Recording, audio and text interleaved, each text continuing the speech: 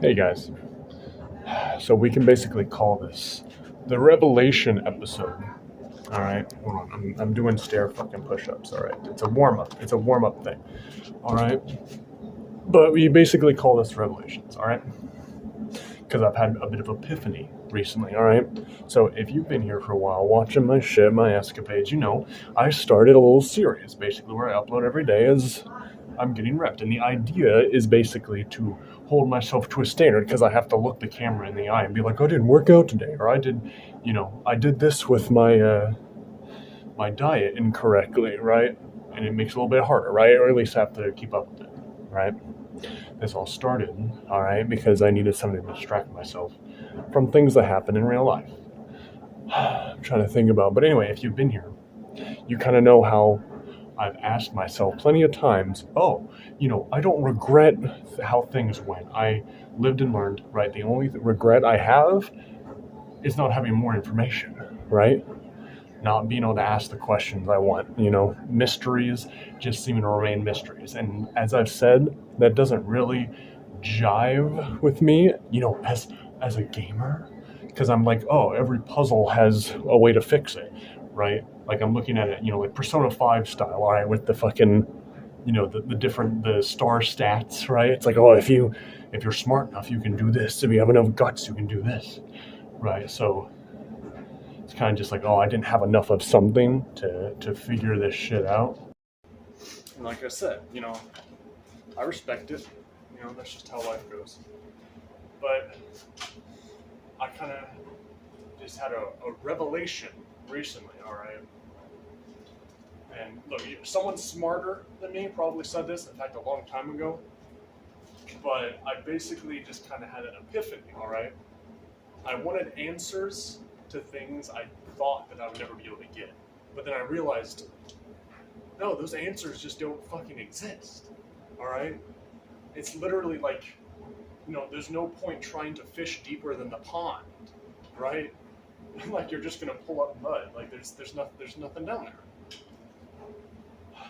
And that's just, I don't know. That kind of, it's funny. It's like, oh, that kind of jived with me. It's like I came up with it myself, but yeah, you know what I mean.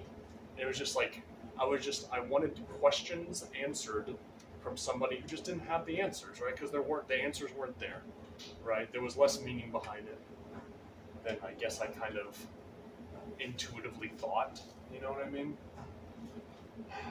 Because it's, fucking a hole in the ground opens up and tears somebody down, right? How much meaning is behind that? You know what I mean? You can go mad thinking about it, but it's like, no, man, just the Earth just decided, to be an asshole that day, metaphorically speaking. And like I said, all right, here on this journey, all right, we are like 100 days away from me doing this for a whole year, which is crazy. And I don't carry any of those negative feelings. I can't think of the word. Any of that negativity, basically. I don't carry any of that negativity with me anymore, right?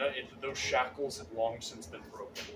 And it's been a mix of both my own perseverance and the help from, people who actually seem to care about me, right? I know that is probably very, like, cookie cutter right there, The power of positivity and love. Like, fucking, oh man, I love it.